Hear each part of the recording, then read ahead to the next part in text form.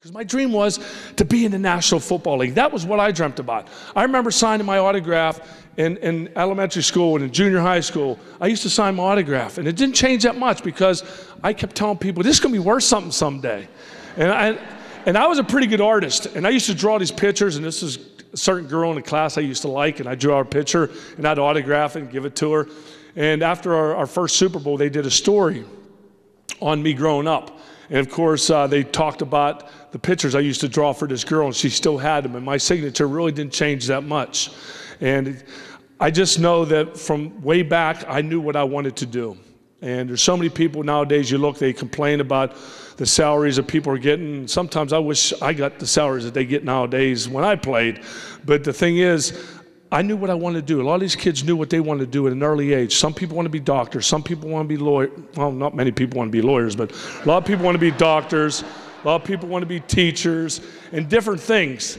And for myself, I wanted to be a football player. And thank God that 5 out of 6 of the Kellys all had football scholarships. We were very fortunate. My father thanks God every day for that, because growing up, he raised, and he had 3 jobs. And I remember one Christmas where I would go to school, and all my buddies would tell me all the great things. I got a bike, and I got this Tonka toy, and I got this, and I got that. We got boxing gloves for Christmas. We used to fight so much. My father used to put us when we get in a fight, he'd separate us, put football helmets on us, put the boxing gloves on. They were taped over about 15 times, and we go battle it out in the garage. But the only thing bad for me was I always had to fight my younger brothers. Not one at a time. I used to fight them both at the same time. Maybe that's how I got to be so tough on the football field. But again, the whole thing was to be good enough to take care of mom and dad. That was our whole focus. And I remember coming through high school. My older brother, Pat, played for the Baltimore Colts, the Detroit Lions, played in the World Football League. My 2 other brothers had very successful college careers. But this was my time. Where did I want to go to college at? Well, my junior and senior year in high school, I went to Penn State football camp. And where I'm from, it's either Penn State or Pitt, and I apologize. It's not Ohio State, Spino. That's all I hear about, man. I've had Ohio State up to here. Even though Jim Tressel is a very good friend of mine, and I still think that that flag, Miami Hurricane, and Ohio State was a BS call, by the way. As you can tell, I went to Miami. But throughout college, I went to Penn State football camp, and I used to go, and I'd say hi to Joe Paterno. Made sure I walked by him. Hey, how you doing, Coach? How you doing, Coach? Made sure he knew who I was. Well, come to my senior year, he did know who I was. So they recruited me, and the whole time, I thought I was going to Penn State. Yes, I took my trips to Tennessee and to Florida and to Kentucky and different schools. And my last 2 recruiting trips were supposed to be to Notre Dame and, boy, it's been so long, too many concussions. Notre Dame and another school. Well, I remember I just didn't really care because I was going to Penn State. Well, Coach Paterno made a phone call, and he said, Jim, we just want to let you know we're not recruiting you as a quarterback. We're recruiting you as a linebacker. And I'm like, what? And he says, yeah, we decided we've already signed 2 All-State quarterbacks, and we really think you'd be a better linebacker than a quarterback. And of course, my dreams of going to Penn State went right down the drain. I said, thanks, but no thanks. But I do give Joe Paterno a lot of praise, because he did come on and tell me, and unlike nowadays, they would tell you something just to get you to school and then make you whoever they want. But Joe Paterno was nice enough to come right out and tell me.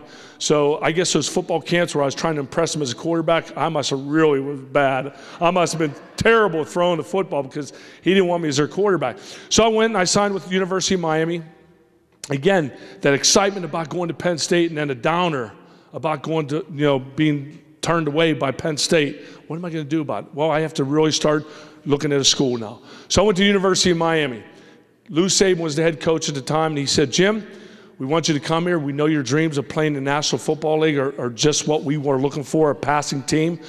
Miami was ready to throw football out the window. He said, we need to bring in some top quality recruits. And I'm like, oh, perfect. I can compete for the starting job, no problem.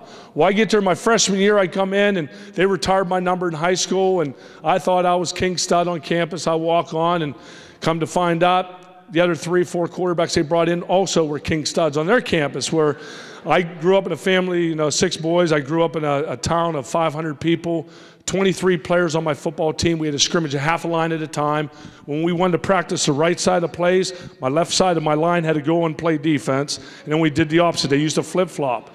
And there was only 65 in my graduating class. And of course, everybody didn't think I was going to make it, except one person, me. I put my heart, my soul into everything I ever did. Well, when I got to Miami and they told me that we're going to run a different style of offense. We're going to run the veer offense. And I go, the veer offense? And as everybody out there, the people, I know all of you haven't seen me play, but for the guys out there that's seen me play, you know I'm not a running quarterback. I'm sure I'm not Michael Vick. I'm sure not Fran Tarkenton. I like that pocket. I know where I want to be. I want to be right inside that pocket. Well, at that time, I was 5th string. And I thought, boy, man, this is not what I want. Again, another downer. Here I am, Miami, my dream about playing National Football League. Here I'm 5th string. What's going on with this? So at the time, Lou Saban decided he's going to transfer. And the best thing that ever happened to me. He decides he quits. He goes to another school. Well, they bring in a coach by the name of Howard Schnellenberger. And with him, they bring Earl Morrall. And for those people that don't know who Earl Morrall was the quarterback that guided the Miami Dolphins to their undefeated season. Yes, a lot of people say, well, maybe that was Bob Griese. Well, Bob Griese got hurt at the beginning of the season. Earl Morrall took him almost the whole way through the season, through the playoffs, up until the Super Bowl. And then Bob Griese came in and they won the Super Bowl. Well, I'm like, this is perfect. Except now I've moved myself up to 2nd string, which, you know, now I'm just one play away from being a starter. So it's my redshirt freshman year. We're about 3 wins, 4 losses. We're going up to play Penn State. Now I'm still the backup quarterback. About 3 hours before that game, Coach Schnellenberger says, Jim, can I see you? I said, sure. And we're just getting ready to get on the team bus, head over to the stadium. He says, the coaching staff and I just had a meeting. We decided we're going to start you today. I'm like, you're going to start me today? And they go, yes. I said, excuse me. I ran to the bathroom. I threw up for like 15 minutes. No lie, I really did. And I said, I can't believe it's in front of my family, everything. So here I am starting against a team that recruited me as a linebacker and said I couldn't play quarterback against a school and a guy that I looked so highly on, and I had him up on a pedestal. I'm starting against him. Boy, was I nervous before that game. We went on to beat them. We upset Penn State 26-10, and I can remember just like it was yesterday. I was so excited. And Joe Paterno said, yeah, that Kelly boy really had a good game today. And the next week, we're playing at Alabama against Paul Bear Bryant in Tuscaloosa, Alabama, against the Alabama Crimson Tide. They're ranked #1 in the nation, undefeated. And they decided they're going to change the nationally televised game to our game. And the headlines, freshman sensation Kelly takes on #1 Alabama. I was 3 for 15, 3 interceptions, and got knocked out in the 3rd quarter out of the game. Rude awakening. My first 4 starts as a quarterback were against Penn State, Alabama, Notre Dame, and Florida. 18-year-old. Welcome to big-time NCAA college football.